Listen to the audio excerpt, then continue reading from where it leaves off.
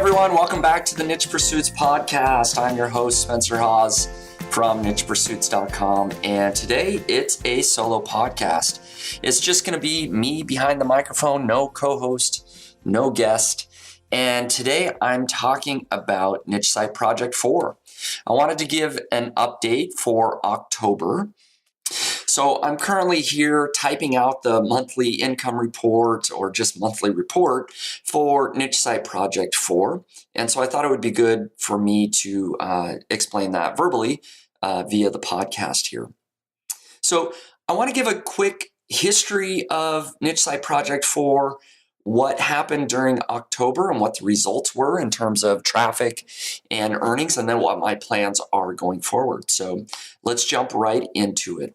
The history of Niche Site Project 4, just to remind you, so it was back on July 31st of this year that I announced that I wanted to do Niche Site Project 4. So building a niche site from scratch with the idea of it ranking in Google or getting traffic however I can and making money from that. And so on July 31st, I announced that project. It wasn't until about a month later, actually, August 22nd is when I decided on a new niche. I sort of spent a few weeks there where I had picked a niche, and then I decided, you know what, I'm not going to go into that niche. And so it was August 22nd where I picked the niche that I'm now going into, and then August 21st, I actually bought the domain for the new site, and then September 10th, was when I published the very first article on that new site. So that gives you just a quick timeline there. So really from September 10th to the end of October has only been about a month and a half, a little over a month and a half. So the site's about a month and a half old since it's had content, just to give you some context for the traffic and earnings report that I'm about to jump into here. So unfortunately, the site has not made any money yet. It didn't make any money in September. And in October, I was hoping that I might get my first affiliate sale there, but that didn't happen. But that's okay. I know that building sites takes time, and I'm not really shooting for the first 1, 2, 3 months. That's not where most of the money is going to be made anyways. It's much further into the future. So there was no earnings. I did get a few affiliate clicks on my Amazon affiliate links. Not a lot.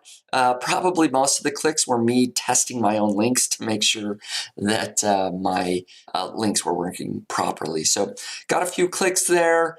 In terms of traffic, overall traffic to the site is, let me pull up my little spreadsheet here.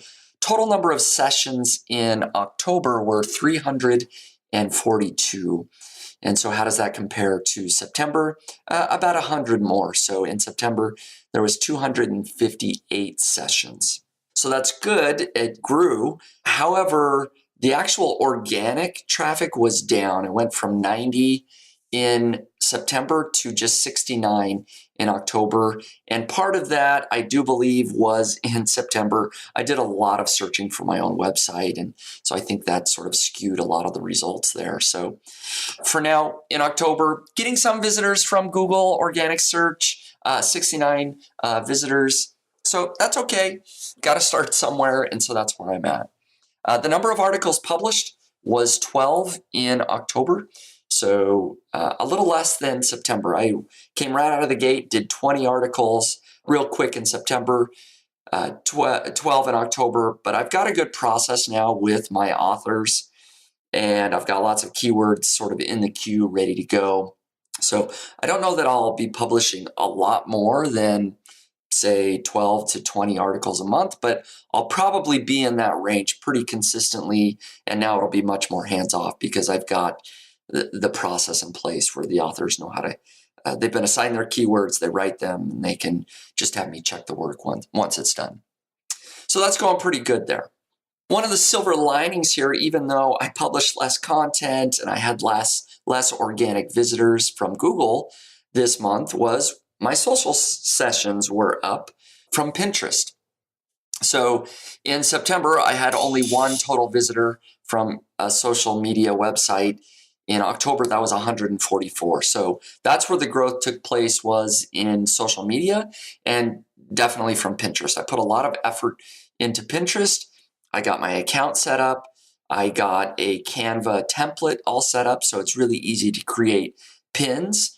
So what I'm doing is for each blog post, I'm creating 2 different size pins, a longer one and a shorter one. They're sizes that Pinterest likes. You can look more into that.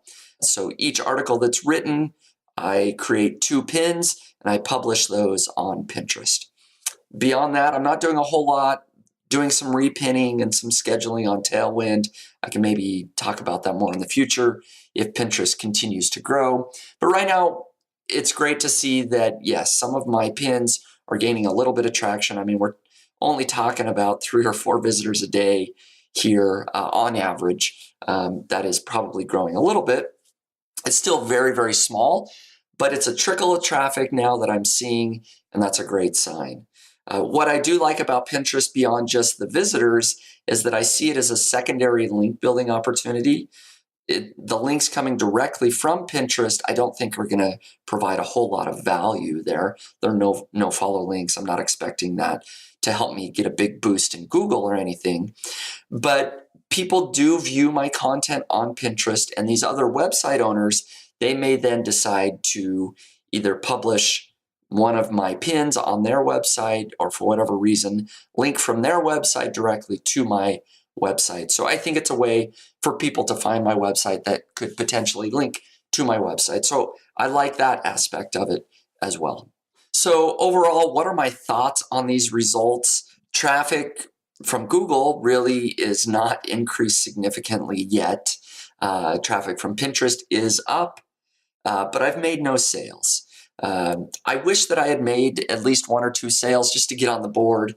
And most of that is probably just from the pressure I feel from having a public project. I just want to be able to say, hey, I made some money, but I know that will come. If I was building this site privately, it really wouldn't be that big a deal. That would be very normal. It's been only a month and a half. I don't expect the site to be making much money. So there's some pros and cons there. Yes, I wish that I could publicly say it's making money already and see how quickly it's doing well. But typically a site is going to take 2-3 months before it makes its first sale anyways.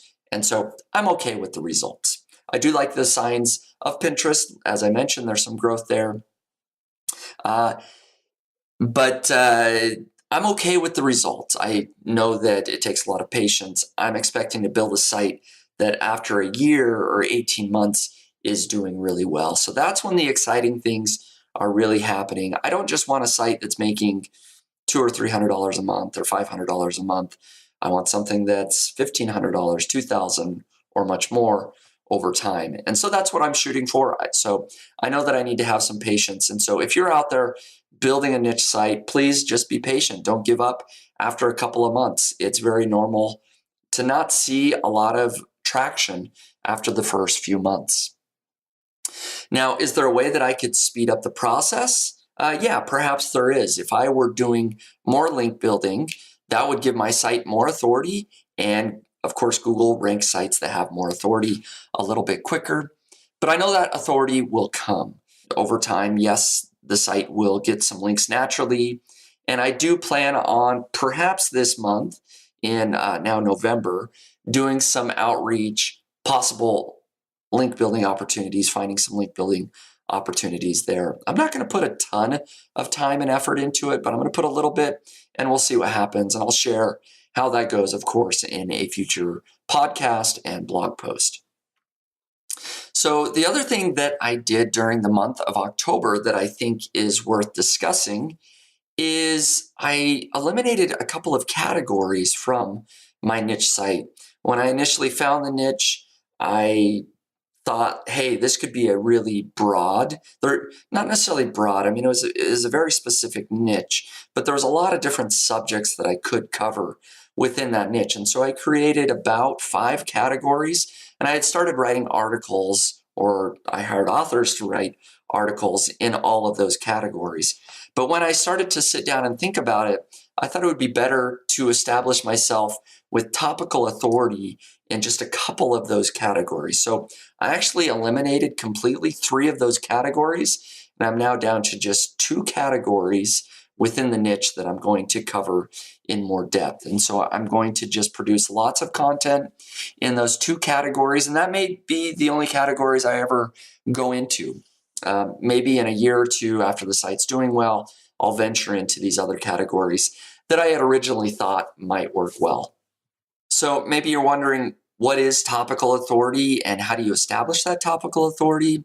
That might be worth a whole other podcast, but in brief, what I'm going to do is create a couple of pillar articles. These are really in-depth articles that maybe just are informational articles or listicle articles that sort of let Google know that, hey, this is the subject that I'm going to be covering, and I'm going to be covering it in depth. And so I'm going to be writing a couple of these pillar articles for the two categories that I have. And then as I do my Amazon affiliate review type content, your best XYZ type articles, I will be linking from this informational pillar article to these best of articles. And then the best of articles will be linking back to my pillar content. So I'll have this nice linking structure that makes it very clear to Google that this is the topic that I want to be an expert on, and I am establishing myself as an expert in because I've got this really huge pillar article and I've got these 10 other supporting articles, and they're all interlinked, and it makes a lot of logical sense from a search engine perspective. And so that's one way that you go about establishing topical authority, is really honing in on just a couple of topics and really diving deep into those subjects. And so that's what I plan on doing, and eliminating those other categories, as I mentioned. And then the other way, of course, is to build more authority off of your website. So more domain authority, building more links, pointing back to your website. And if you can get those links from those topics that you're wanting to be an expert, that is ideal. So I've done a little bit of blog commenting just to kind of get my name out there. I may go back on those blogs and do outreach and see if I can do a guest post or some other link building strategy there. But that is about it for at least on page, how I'm going to establish myself as an authority. And then off page, going forward, like I said, over the next month or so, I'll share any link building strategies that I actually implement and start using for my website. And then just briefly, in case you are curious, there are still a lot of Niche Site Project 4 participants. Maybe you're one of them. And people have been reporting. I've got lots of their reports here. And most people are in the same boat as me. They haven't made any money yet, or didn't make any money in the month of October. So it's completely normal to have not made any money on your niche site after a month and a half or 2 months. There are a couple of people that have made looks like $30 to $40. And then we've got our huge outlier of Jay June that was on the podcast. He made over $2,500 on his niche site. Of course, that's Gorilla ROI, the Google spreadsheet add-on that we had talked about. He's doing a great job there. He's just continues to crank it out. So he's doing good, but he's kind of going a different route where he actually created his own software product and is selling that. Everybody else here that's essentially creating a content niche site, 0 is the most common number in earnings there. Overall, that's my quick report. I wanted to do this to keep me honest, to keep me on task and focused on the projects, and just to let you know that sites don't always start making money right away. And so I think it's important to have these, 0 earning reports. It's just as important to have those as it will be in the future to have the bigger number reports. I think it's great to share all along the way that, hey, we're in the same boat. It takes a couple of months to get the ball rolling, to get the content out, to get Google to recognize your website. And that's completely normal, and that's okay. I'm going to stay motivated and focused and keep consistently working on my site each and every month.